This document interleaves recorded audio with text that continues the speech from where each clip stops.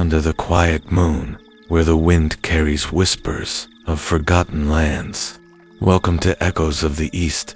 Tonight, let an ancient tale guide your heart and calm your mind. On the silent slopes of Mount Merapi, where the mist clung to the bamboo groves like old memories, there lay a village untouched by time. The roofs were woven from palm leaves, the pathways lined with stones worn smooth by generations of bare feet.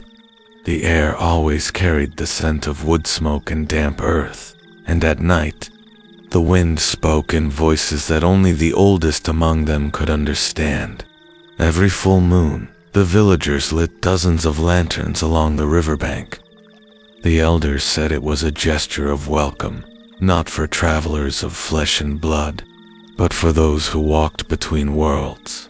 Children were warned never to wander near the water after dark, for the current could carry away more than just a body. Raka, a young fisherman with arms strong from hauling nets and eyes quick from reading currents, never cared much for such ghostly tales. His life was measured in tides and catches, not in whispers and shadows.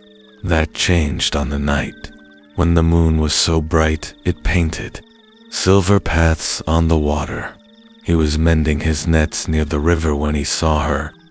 She stood where the lantern swayed, her figure wrapped in a white kabaya that shimmered faintly, though there was no wind. Her hair flowed like a ribbon of midnight, cascading past her waist, and her eyes, dark, deep, and touched with an ancient sadness, locked onto his. She did not speak at first, only the river seemed to murmur in her place. When she finally opened her lips, her voice was like a breath carried across still water. "You should not be here."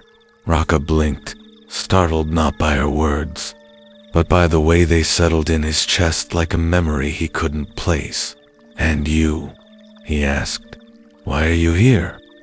Her gaze drifted to the glowing lanterns bobbing on the current. "Names are for those who stay.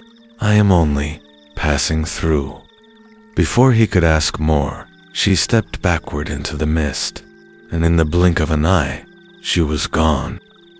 The river rolled on, lanterns swaying as if nothing had disturbed them.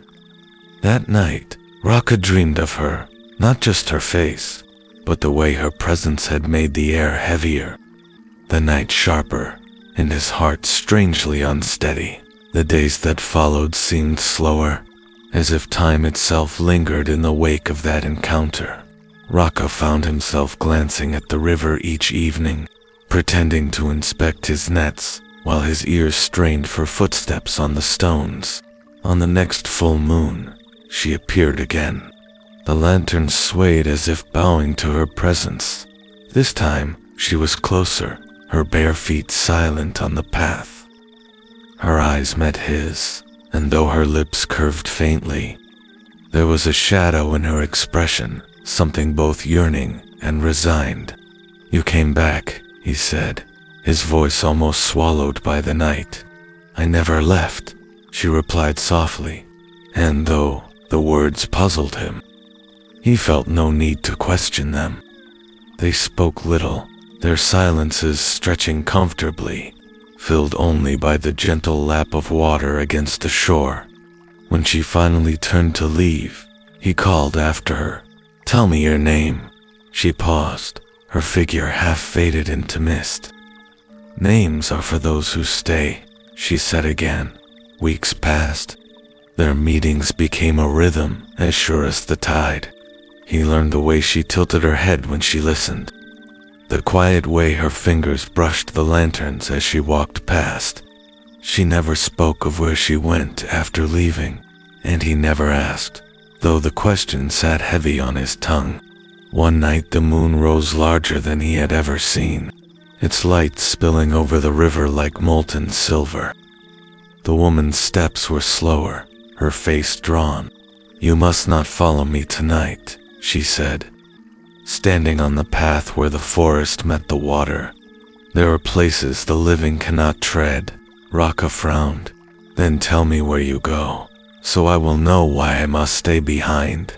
Her gaze searched his, and for a moment he thought she might answer. Instead, she turned away, her hair catching the moonlight like dark silk, and vanished into the fog.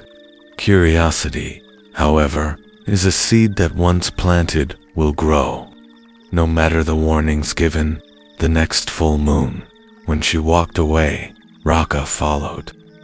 He kept his steps silent, his breath shallow. They walked deeper along the river than he had ever been, until the mist thickened into walls and the sound of the village was lost.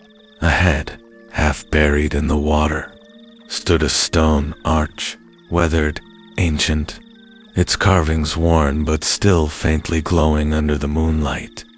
The woman turned, her expression caught between relief and fear. "This is where my world begins, and yours ends," she said. Her voice was steadier now, as if speaking the truth gave her strength. "Once, I was to be married. The village celebrated for 3 days. But on our wedding night, my groom, a man I trusted more than life itself, cast me into this river, bound in white cloth. He had made a bargain with the river's spirit, offering my life for the fortune of his family." Raka's chest tightened. She stepped closer, her fingers brushing his cheek, cold as mountain stone. "The moon took pity on me.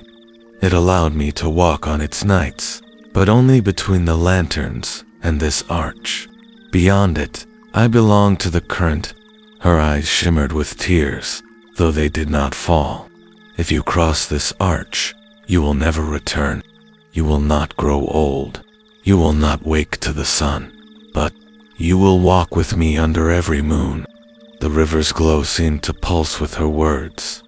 Raka's breath came slow, his heart beat loud in his ears. He thought of the village, the nets waiting to be cast, the familiar paths of his life. And he thought of her, the way her presence turned the night into something alive. He stepped forward. The water rose around his ankles, cool and strangely weightless. She gasped, her hands trembling as they took his. "Why?" she whispered. "Because names are for those who stay," he replied, the moment his foot crossed the threshold of the arch. The river blazed with silver light. Her form began to dissolve into ribbons of luminescence. But instead of fading, he felt himself becoming the same. The current pulled them gently, not to drown, but to carry. The villagers say that on nights when the moon is full, 2 figures walk hand in hand along the riverbank, a man and a woman dressed in white, their reflections shimmering beneath the lanterns. They never speak, but if you listen closely, you can hear the echo of their laughter in the water's song. And somewhere beyond the stone arch, under a sky lit by an eternal moon, Raka and his bride walked together still,